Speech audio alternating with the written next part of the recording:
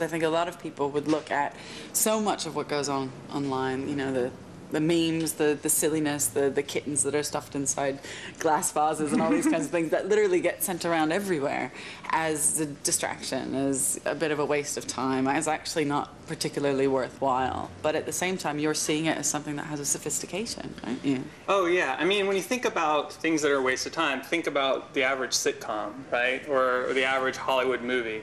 You know, you sit there passively. There's not really much to do except just passively consume this media that's for the lowest common denominator. When you look at viral culture, what you see is people much more engaged. You know, so you mentioned kittens and glasses. The Bonsai Kitten project was a fake site that made it look like instructions for how to make bonsai kittens, where you put them in jars and they get funny shapes and you can make your very own. It was a total prank. And the person who created it launched it by telling a bunch of animal rights activists about it and said, "You'll love this." Of course, he knew that they would freak out and hate it and send it all around. But then as a consumer, when you see that, you have to go through a sophisticated thought process where you say, it's a joke, I think it's funny and I like it and I'm going to send it to people. Or it's a joke and I think it's still offensive and I'm going to fight it and organize. And it breaks people into different groups of how they feel about it, and they can react and interact with the media and become part of the story, where the people are actually powering the media that's spreading around and changing and evolving. Once you figure out some of the principles of how things spread online, how do you make something that when people see it, they want to share it or pass it along or bring more people in? It can work for silly things or for serious things.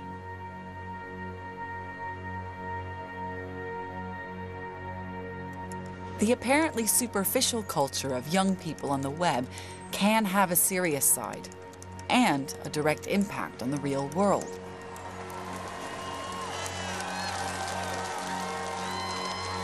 One of the most powerful examples for me can be seen in how Generation Web is re-engaging with politics. What is required of us now is a new era of responsibility, a recognition on the part of every American that we have duties to ourselves, our nation, and the world. I made the decision in February of 2007, pretty early on, to take a leave from Facebook and go and work full-time for the Obama campaign.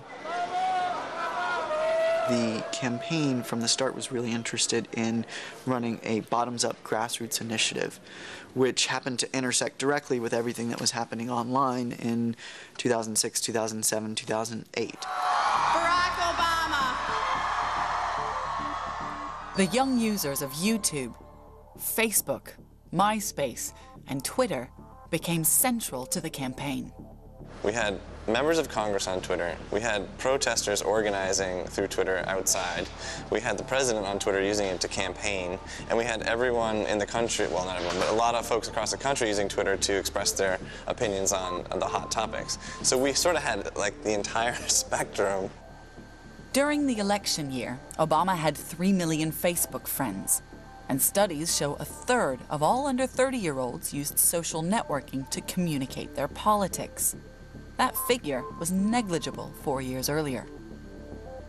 2/3 watched political videos online.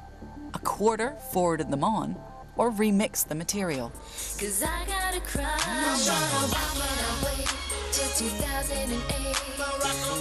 Baby, you're the best candidate. I like it when What we were able to do was figure out how people could do it their way, and that there was a really just a groundswell of energy and enthusiasm, both in terms of fundraising, but also in terms of time spent volunteering for the campaign.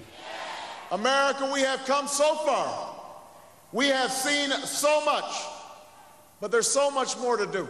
Election night in Chicago was something I think anybody who was there will have to say will never happen again. It was indescribable. I mean, it was a really important moment for the country above everything else. We were all just so emboldened by the fact that not only had we done it, but we'd done it differently. And that made everything all the more powerful. The technology of the web, with its feedback loops and associative connections, appears to have attracted young people to politics on a scale that hasn't been seen for generations. All around the world, as we've seen, young people, for better or worse, are harnessing the power of the web to fight their causes. From the uprising in Iran to the young Russian hackers who claim to have launched cyber war against Estonia. They recognize the power of the web to connect and collaborate. For many, this is a very positive development. Web guru Stephen Johnson believes ultimately collaboration, a kind of pooling of intelligence allowed by the web, has always been a key driver of human progress. One of the things about ideas that's so interesting is we have this myth that they come to people in a kind of eureka moment where somebody's sitting in their study and suddenly they think, aha, I understand gravity, or I understand how to build a nuclear reactor. But in fact, what tends to happen much more than we realize is that ideas are much more collaborative. If you look at the history of invention, what you find is that inventions are dramatically disproportionately centered in urban areas. One of the great things about cities is they're filled with these public spaces like a coffee shop where people come together who might have some shared interests but come from different backgrounds. They work for different companies, or they are artists meeting writers or filmmakers. And in that kind of point of convergence, they sit around and they talk and they share ideas, and it becomes a kind of connective space. So the web is, in some sense, this kind of virtual version of what cities have historically done. You have people connected in a way that was never possible before, and part of it is this basic kind of principle built into the architecture of the web. The web is, at its core, a platform for linking things.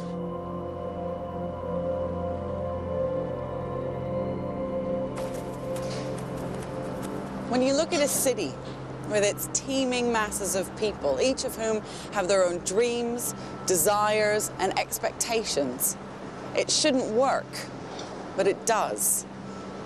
So could it be that the essence of what makes a city truly great, the gossip, the connections, the serendipity, could also work on the web?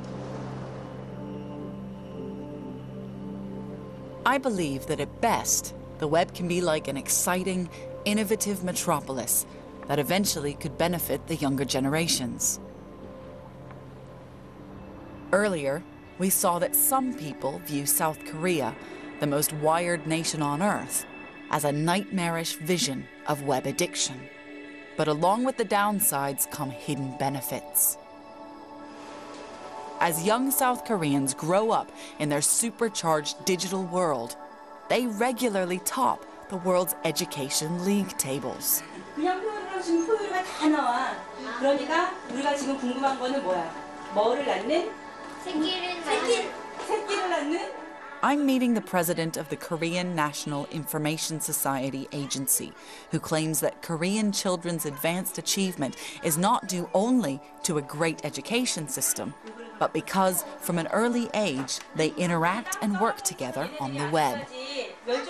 Korea is now leading country in terms of mathematics and science and other areas. I think it is influenced by this kind of environment of the high penetration of internet. This generation is growing up with the web. It's growing up with it as part of their education system. What hopes and what expectations do you have for the world when they grow up? They will be more intelligent compared with us. So I look forward to that. It is more, because they now recognize the importance of communication and helping each other for solving some problem. Collective intelligence is now basic to their instinct. I hope it is helpful for some evolution of mankind in the world.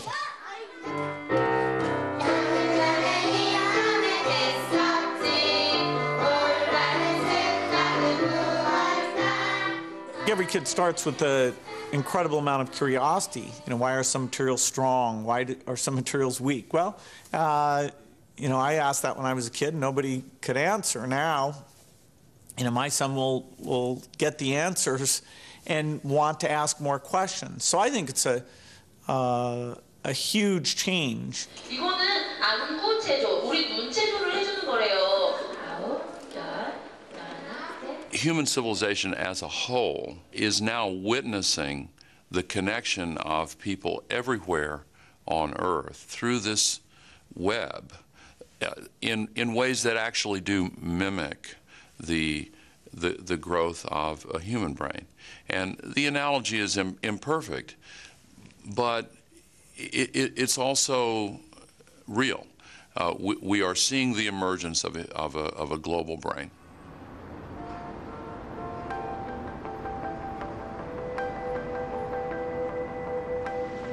In this series, we've seen how important it is to study the impact of the web on all our lives.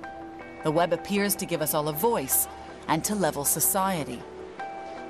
But we've seen that the ongoing cycle of this virtual revolution is also encouraging mega brands that track and trade us, and governments that can spin and spy as never before. The way in which small groups of elites dominate in cultural, political, and economic terms. It reflects our values, our narcissism, our views, our obsessions. Even as it opens up extraordinary new possibilities, the web is weighed down by the limits of our imagination, our desire to profit and control. The web holds up a mirror to human nature, the good and the bad. Yet in this film, we've seen the new generation not just reflected in the web, but maybe evolving with it. My hope is that the web will eventually show us new horizons, liberate humanity, and change human nature for the better.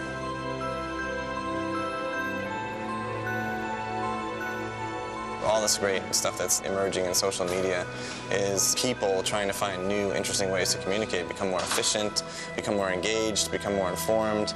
And I think it leads ultimately to having more empathy. The web isn't going to, solve disease, right, or solve poverty, but what it does, it makes it so that people can share information more effectively and know what's going on out there, right? And when people are better informed, then people can make better decisions. Hopefully social change happens gently. The sort of thing which the internet brings by connecting people is openness and understanding of other people's ideas on a good day. So I hope we have a lot of those good days. We have the knowledge of the ages gathered for us to browse in our pockets. And if we seriously think that's a bad thing, if we seriously think that's something we should turn our backs on or sniff at, then we really deserve a slapping. This is astounding technology, and we should just take a moment to celebrate the power and the reach that it gives us across time and across ideas and across continents, both past, future, and present, to connect with people.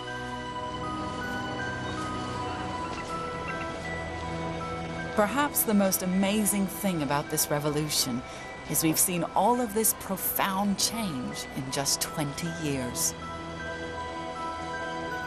This isn't the end, it's merely the beginning.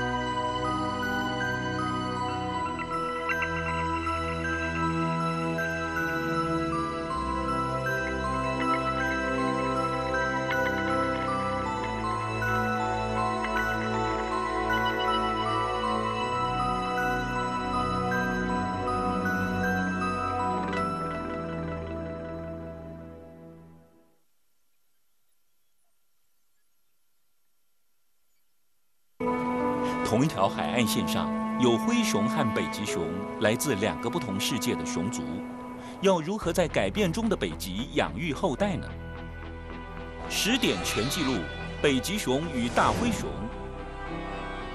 前进北美洲，看小黑熊如何被养成一只大黑熊。黑熊与我。10月28号、29号，周4、周5，10点全记录，就在公视13。